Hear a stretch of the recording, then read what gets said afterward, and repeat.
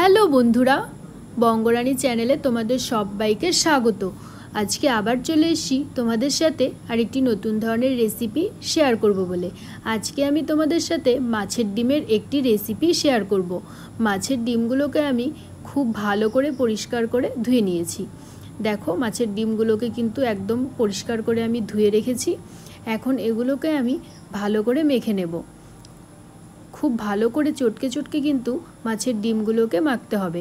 এভাবে চটকে চটকে মাখলে ভেতরে যে আঁশগুলো থাকে সেগুলোকে সরিয়ে দিতে হবে। আমি কিন্তু এভাবেই একদম মিহি করে চটকে চটকে মেখেছিলাম।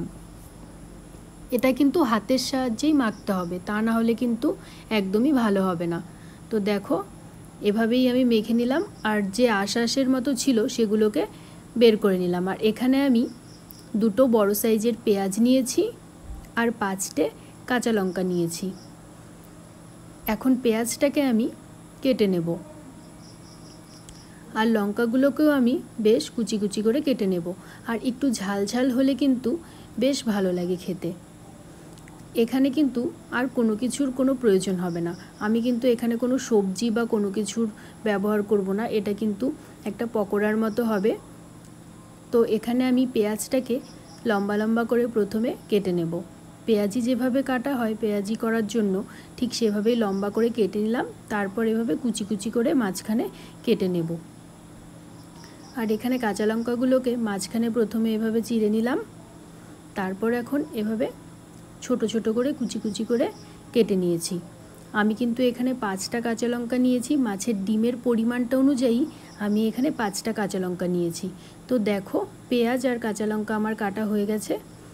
এখন আমি মাছের ডিমটার মধ্যে পেঁয়াজটাকে দিয়ে দিলাম আর কাঁচা লঙ্কাটাকেও দিয়ে দিলাম। কাঁচা লঙ্কার পরিমাণটা কিন্তু আমি এখানে বেশ অনেকটাই নিয়েছিলাম। একটু ঝাল ঝাল হলেই কিন্তু খেতে বেশ ভালো লাগে। তারপর এখানে আমি স্বাদ মতো লবণ দিয়ে দিলাম আর পরিমাণ মতো হলুদ দিয়ে দিলাম। তারপর এর মধ্যে দিয়ে দিলাম ধনে আর মৌরি গুঁড়ো দিয়ে দিলাম। তারপর দিয়ে দিলাম কিছুটা শুকনো লঙ্কার গুঁড়ো। এখন সমস্ত কিছু কিন্তু খুব ভালো করে মিশিয়ে নিতে হবে। আমি এখানে চামচ দিয়েই মাখছি, তোমরা কিন্তু চাইলে হাত দিয়ে খুব ভালো করে মেখে নিতে পারো। এখানে আমি হাত না দিয়ে চামচ দিয়েই মাখছি, যার যেটা সুবিধা হয় সেই অনুযায়ী করে নিতে পারো। তো দেখো, খুব ভালো করে কিন্তু সমস্ত কিছু মিশিয়ে নিয়েছি মাছের ডিমের সাথে। এখন আমি এখানে একটি কড়াই বসিয়ে দিলাম।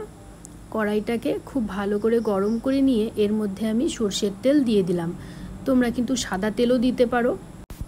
এখন তেলটাকে আমি কড়াইয়ের চারদিকে খুব ভালো করে মিশিয়ে নেব।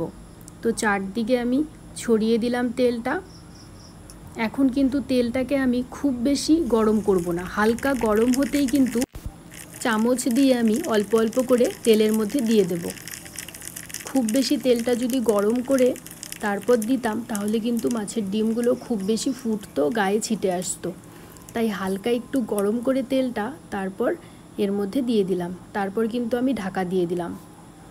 প্রায় 3 থেকে 4 মিনিটের মতো আমি ঢাকা দিয়ে রেখেছিলাম একদম লো আঁচে করে। তারপর ঢাকাটা তুলে নিলাম। তো দেখো, ডিমগুলো কিন্তু প্রায় সেদ্ধ হয়ে গেছে। এখন শুধু ভেজে নেব। তো এক সাইডটা কিন্তু ভাজা প্রায় হয়েই গেছে, আরেক দিকটা উল্টে দিলাম।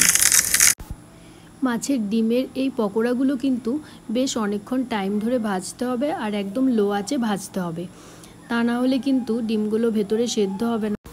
আর কিন্তু ঢাকা দিয়ে দিয়ে ভাজতে হবে। ঢাকা না দিলে কিন্তু একদম গায়ে ছিটে আসবে, তাই ঢাকা দিয়ে দিয়ে ভাজতে হবে। আর দেখো, এখানে কিন্তু তেলের মধ্যে অনেক ফেনা ফেনা উঠে গেছে। এতে কিন্তু কোনো অসুবিধা হবে না। মাছের ডিমগুলোকে কিন্তু তেলের মধ্যে দিয়ে দিলে এমনই ফেনা ফেনা উঠে যায়।